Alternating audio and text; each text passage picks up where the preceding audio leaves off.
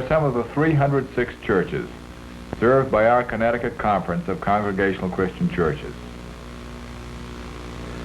Growing up in these churches and active in our Pilgrim Fellowship youth groups are 10,000 young people who one day, not far off, will be the ministers and the lay people of these churches. For a long time, the guidance of these young people and their training for Christian responsibilities have been leading concerns of our individual churches and of our whole fellowship of churches working together. The Hebrews had a proverb that said, "Iron sharpens iron, and one man sharpens another." Young people coming together from many different churches stimulate one another's thinking and share their patterns of worship and action. So, summer youth conferences, week-long or fortnight-long gatherings of our young people under competent leadership, have been a very important aspect of our whole church life. The first Connecticut Congregational Summer Youth Conference was held back in 1924 on the campus of what was then the Storrs Agricultural College. 99 young people were enrolled in that first summer conference, and of course you can guess what their theme song was. There were 99 that safely lay in the shelter of the fold. In the years that followed, the number of young people attending our summer conferences steadily increased. By 1935, there were 2 conferences for different age groups, serving a total of 351 young people. By 1944, 425 boys and girls were attending summer conferences. In 1950, we enrolled 754. Each year, the number has moved upward. 856 in 1953, 920 in 1954, 1,121 in 1955. Last summer, a total of 1,200 young people were enrolled. And at that, there were some 500 disappointed boys and girls who had to be turned away because there was no room. Our state's population is continuing to grow. Our churches are continuing to grow. But most spectacular is the growth in the number of children who in these very next years will be eligible for the opportunity of summer conference. As these pressures began to be felt, the Summer Conference Committee of our churches turned where it could to find places where a greater number of conferences might be held. YMCA camps were made available before and after their regular season. Prep school campuses were used.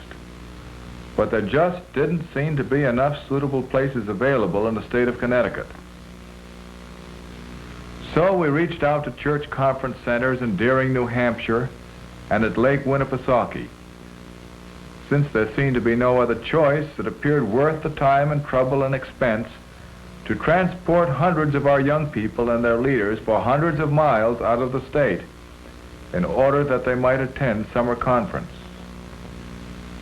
Meanwhile, for the past 10 years, a special committee has been combing the state of Connecticut in a determined but discouraging search for a suitable property in our own state that might be developed for a conference center.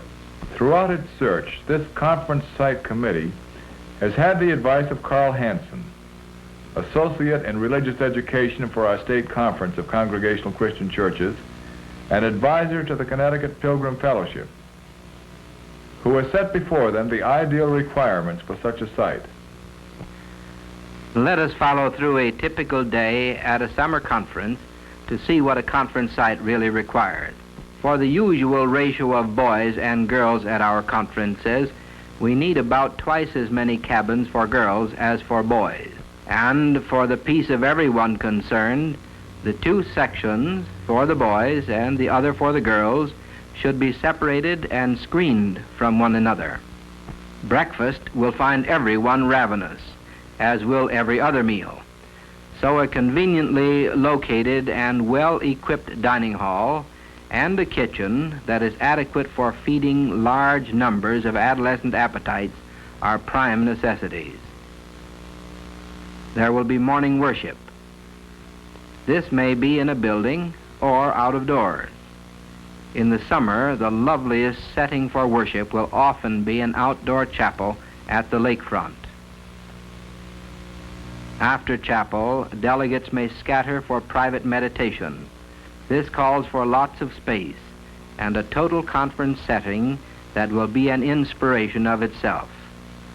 The rest of the morning will usually be given to classes where young people under competent leadership study the Bible, church history, the Christian faith, and also where they develop their own skills in group work and religious leadership. This calls for a sheltered space where classes can be taught.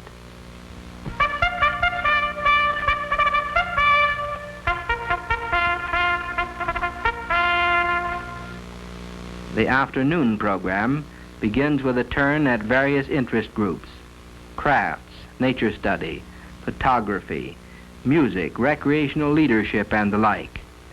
This calls for a variety of buildings with special equipment, like a nature shack, a craft shop, and a darkroom. Then comes a period of athletics and general recreation. It should be the aim of the conference to develop a number of skills and to permit a wide variety of activity. This calls for plenty of level, clear fields and for specialized areas like basketball and tennis courts. Those conference sites have been most enjoyed by our young people that have provided a good place to swim. It's not only important for the morale of the conference, but it permits another set of experiences for the young people which they cherish and long remember. And if there can be boats and canoes, under careful supervision, of course, all the better. Then those ravenous appetites must be fed again. And then comes evening worship, which is often out of doors as the sun sets. The evening program brings the young people together in a single fellowship, perhaps for a speaker or for indoor recreation, or, on the last night of each conference, an impressive service of communion. For this, there must be an assembly hall big enough to accommodate the entire conference group and flexible enough to serve these various functions. From this, the delegates return to their cabins for their counseling groups. A good night's sleep and another happy day. Working with Mr. Hanson's guidance and advice, the committee spent years in its search for an appropriate conference site and found only disappointment. Places were out of reach or out of reason. Still, the need was so keenly felt that the 1956 meeting of the state conference, made up of representatives of all our churches, passed a resolution that said in part, resolved that we, the Connecticut Conference of Congregational Christian Churches, move toward securing an adequate site for our conference and retreat program, that we empower our directors to take an option on a suitable site for this purpose, that the board of directors enlist the interest, enthusiasm, and support of our churches. This means that the conference site committee had the widest possible backing. Then, very suddenly, a camp became available that seems to have been built to the exact specifications of the most ideal summer conference center that either young people or their leaders could imagine. Camp Easton, a private boys' camp on Silver Lake in the town of Sharon, was put up for sale. The summer conference site committee reacted with swift enthusiasm, and the board of directors of the state conference voted to take an option on the property. Although this site is appraised at some $230,000, it was made available to us at a fraction of its real value. To buy the property and develop it, we must raise from among our churches and people the sum of $150,000. Then it may not only serve the summer program of our young people, but also may be a year-round retreat center available to our churches and church groups. We must move fast. The money must be paid by the 1st of June this year, 1957. But if we do move fast, we shall not have to wait to take advantage of our purchase, for the camp is all ready for use, and the Summer Conference Committee is hoping to hold 8 of its 1957 conferences at the Silver Lake Camp in Sharon. The first churches to take the initiative were the churches at Danbury and Wilton. Our church at Danbury has pledged $1,500, and our church in Wilton has already sent in $500. Some churches will include their gift in their church budget. In other churches, the young people will undoubtedly conduct a special campaign to raise money. Adults who treasure the memory of their own summer conference experience will want to make the same experience possible for others. Parents of younger boys and girls will want to make this conference site available to their children when they get to junior high and high school. Church members who are concerned about the future of the Christian church will want to make their gifts, sending them to Silver Lake Fund, Congregational House, 125 Sherman Street, Hartford 5, Connecticut.